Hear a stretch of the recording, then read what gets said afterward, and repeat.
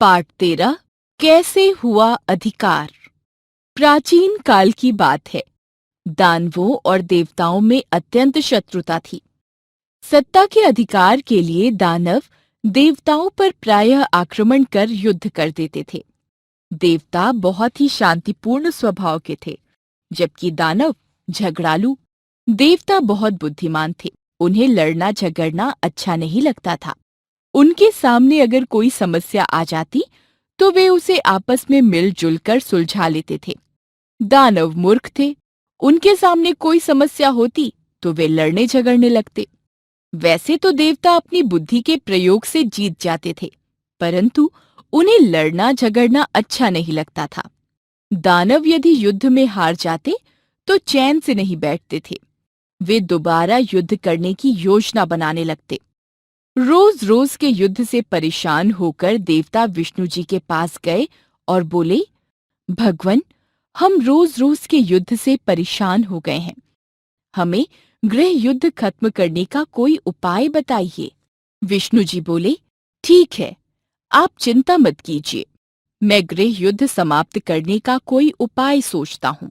अगले दिन विष्णु जी ने दानवों को बुलाया और पूछा, आप लोग देवताओं के ऊपर आक्रमण क्यों करते हैं?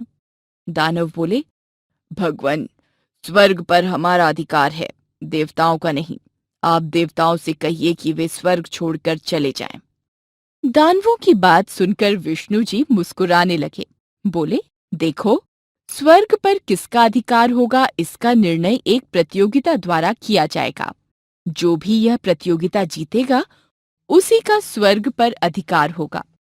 देवता और दानव प्रतियोगिता के लिए खुशी खुशी तैयार हो गए।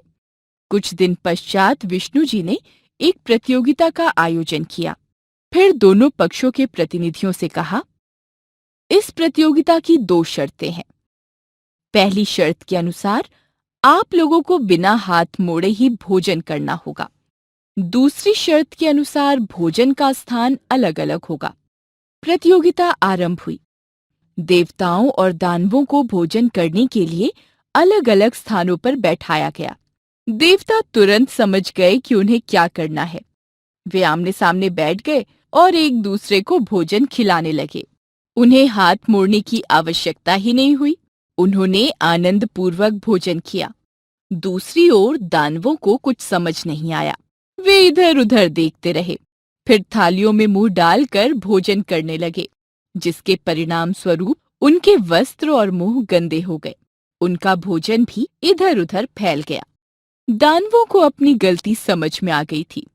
वे निराश हो गए और उस दिन से सदा के लिए देवताओं का स्वर्ग पर अधिकार हो गया।